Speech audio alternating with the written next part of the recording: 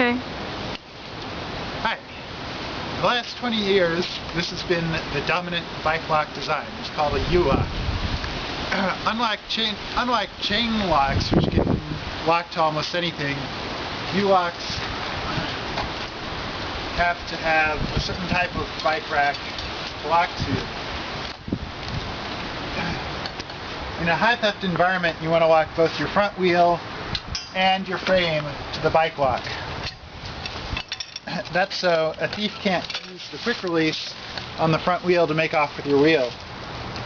In a very high theft environment, you'll actually take off the rear wheel and also move it forward so that they're all three captured by the single lock.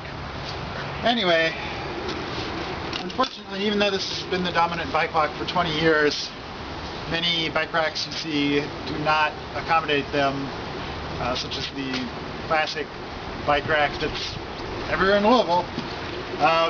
New bike racks should definitely accommodate U-locks on all their locking positions.